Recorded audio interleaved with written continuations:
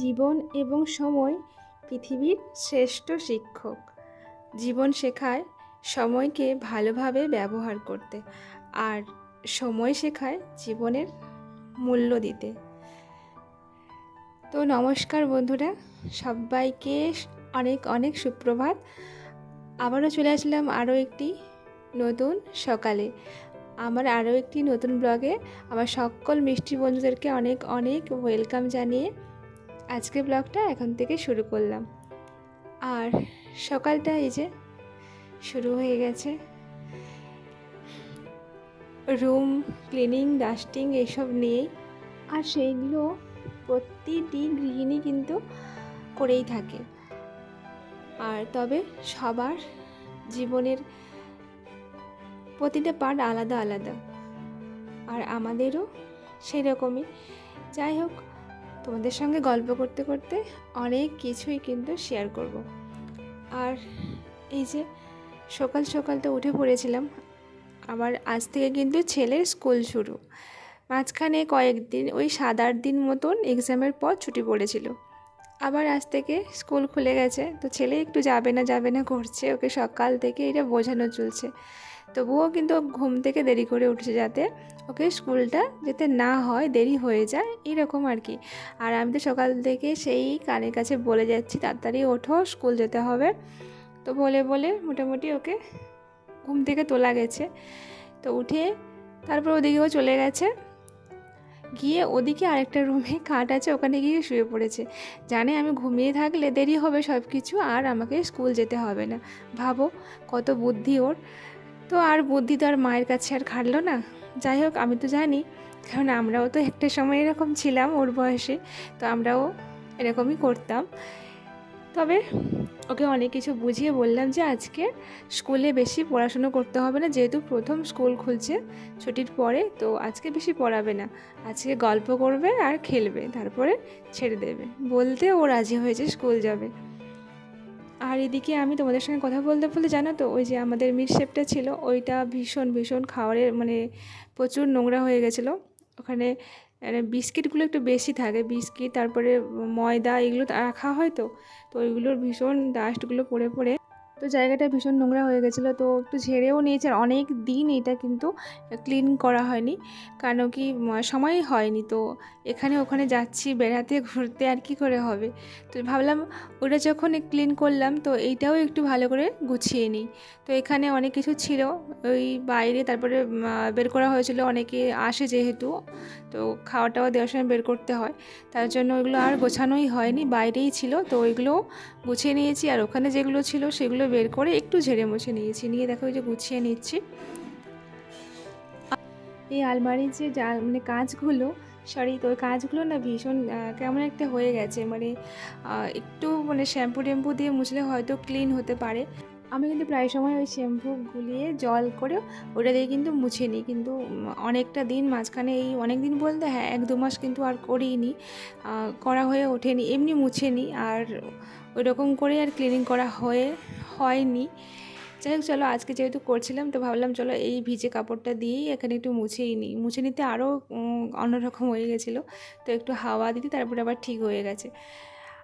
আর তোমাদের সঙ্গে কথা বলতে বলতে জানো তো, যেহেতু মানে সকাল সকাল উঠে পড়েছিলাম, আর এদিকে কিন্তু টুকটাক করে কাজ করছি, আর ওদিকে কিন্তু সবজি টবজিগুলো কিন্তু সকাল সকাল কেটেও নিয়েছি, কেন কি রান্নাবান্না হবে। আর রান্নাবান্না হতে হতে প্রায় সেই 10টা 10টা 20 মতন হয়ে যায়, আর ছেলে খেয়ে দিয়ে স্কুল বেরোবে 10:30টার দিকে, অনেকটা লেট হয়ে যায়। আর এইগুলো যে দেখতে পাচ্ছ, এগুলো মা পাঠিয়েছিল। ওই কৌটোর মধ্যে কিন্তু নারকেল নাড়ু আছে, আর এটাতে তো দেখলেই ওই বিভিন্ন রকমের ভাজা, মানে ছোলা ভাজা, বাদাম ভাজা, মটর ভাজা, এগুলো মা সব মিক্স করে এখানে দিয়েছিল। আমি তো নেবো না ভাবছিলাম, আমার খেলে ভীষণ গ্যাসের প্রবলেম হয়, তবুও যেহেতু মানে মা দিয়েছে, আর থাকলেই তো আমি খাবো। আর এগুলো দেখো এখানে গুছিয়ে নিয়েছি, নিয়ে এটা উপরের দিকটা যতই মুছি না কেন, ছেলে পেন্সিল দিয়ে এখানে অনেক কিছু ড্রয়িং করে ও এখানে। তো তারপরে দেখো তোমাদের মানে এখানে সবজি টবজি যেগুলো কাটা হয়ে গেছিলো সেগুলো দেখাচ্ছিলাম। এখানে বাড়ি থেকে না ফেরার সময় অনেক বাগান থেকে অনেক রকমের শাক নিয়ে এসেছিলাম, ওইগুলো কাটা হয়েছে। আর এখানে মাছের টক হবে, আলু আর ঢেঁড়স দিয়ে কাটা হয়ে গেছে। আর এটা হচ্ছে মোচা, গাজর, আলু এগুলো দিয়ে একটা চচ্চড়ির মতন হবে। তো চলো রান্না বান্না তো ওদিকে বসানো হয়ে গেছে। আর তারপরে চলে এসেছিলাম, এই যে আমার জামা কাপড়গুলো অনেকটা দিন আর মানে ধোয়া হয়নি, মানে ভীষণ বৃষ্টি হচ্ছে, তো তার জন্য ধোয়া হয়নি। আজকে ভাবলাম না, একটু রোদ্দুর যখন উঠেছে সকালটা, তো ওগুলো ধুয়েই দিই। তো দেখো এই যে সার্ফে সব কিছু ডুবিয়ে এখন রেখে দিচ্ছি। ছেলে স্কুল যাওয়ার পর সময় হলে তখন কিন্তু এগুলো ধোবো। তারপরে এই দেখো ধুয়ে দিয়েছে পুরো বৃষ্টি। এদিকে রোদ্দুর তো আছে, আর ওদিকে কিন্তু ভীষণ মানে বৃষ্টিও হয়ে গেল। সকালটা কারেন্টও ছিল না, চলে গেছিলো। আর বৃষ্টিও কিন্তু বেশ মানে ঝমঝমিয়ে চলে এসছে। তো বৃষ্টির তো এরকমই হিংসা আছেই, আমরা মানে যখনই কোনো কিছু ধোয়াধুয়ি হয় তখনই কিন্তু বৃষ্টি চলে আসে। যাই হোক, এইদিকে দেখো তোমাদের সঙ্গে শেয়ার করছিলাম, এটা হচ্ছে ব্রাহ্মী শাক। তো এটা আমি এখানে লাগিয়েছিলাম, যা অনেক ওই 10-12টা মতন লাগিয়েছিলাম, তার মধ্যে 5-6টার মতন বেঁচে আছে। তো ওইগুলো কিন্তু বেশ সুন্দরভাবে ডগাগুলো কুচিয়েছে, তো ওইগুলো আমি কেটে নিচ্ছি। ওগুলো একটু ঘি দিয়ে ভেজে নেব। এগুলো খেলে কিন্তু মস্তিষ্কের অনেক মানে রোগ ভালো হয়, আর অনেক মানে সুস্থ থাকে, বুদ্ধি তো হয়। ছোটোবেলা থেকে এটা শুনে এসেছি যে এগুলো নাকি ভেজে মানে ঘিয়ের সঙ্গে বা কাঁচাগুলো রস করে খেলে নাকি প্রচুর বুদ্ধি হয়। তো জানি না এত বুদ্ধি হয় কি না। তো আমি কয়েকটা লাগিয়েছিলাম, কারণ এগুলো মানে বলে স্নায়ুর বিভিন্ন ধরনের অসুখ এগুলো মানে ভালো করে। তো এই পাতাটার অনেক গুণাবলী আছে, পড়েছিলাম, তো আর মনে নেই সেরকম বিশেষ করে। তারপরে ওইগুলো ওদিকে রান্নাবান্না চলছে, আর এদিকে চলে এসেছিলাম। ছেলের জামা কাপড়গুলো অনেক দিন তো তোলা হয়ে গেছিলো, ওই আলমারির মধ্যেই ছিল, তো বের করলাম যেহেতু স্কুল বেরোবে।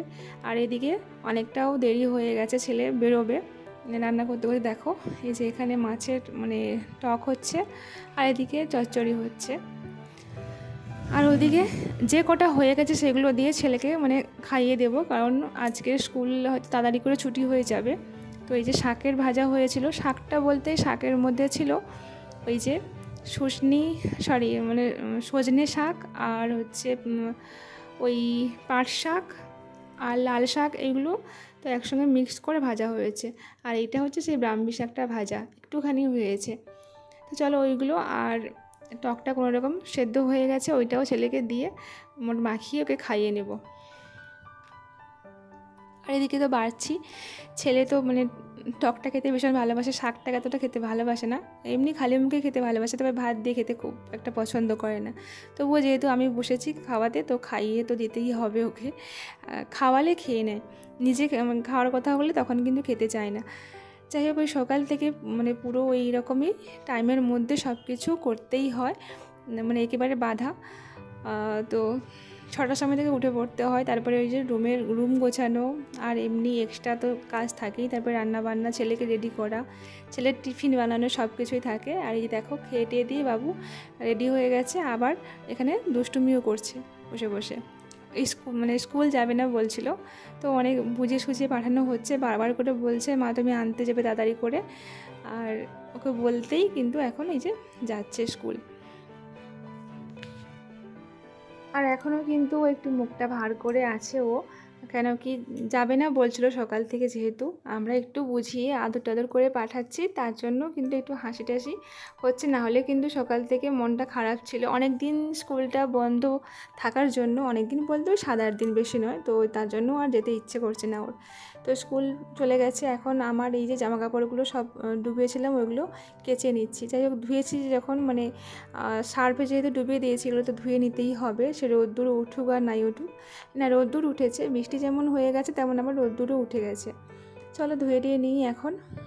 ছেলে যাওয়ার পরে বাসন টাসন সব কিছু ধুয়ে, কিছু জামা কাপড় ছিল এগুলো গুছিয়ে টুছিয়ে দিয়ে, ছেলের জামা কাপড়গুলো মেলানো হয়ে গেছে, দিয়ে আমারগুলো এখানে ধুয়ে নিতে চলে এসেছি।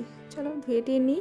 আর এগুলো কিন্তু আমি পুকুরে ধুতে যাব, এখানে লাস্ট শেষের দিকটাতে একটু ভালো করে মানে কলের জলে ধুয়ে নিই, আর নাহলে পুকুর আছে পুকুরেতেই ওগুলো ধুয়ে নিই।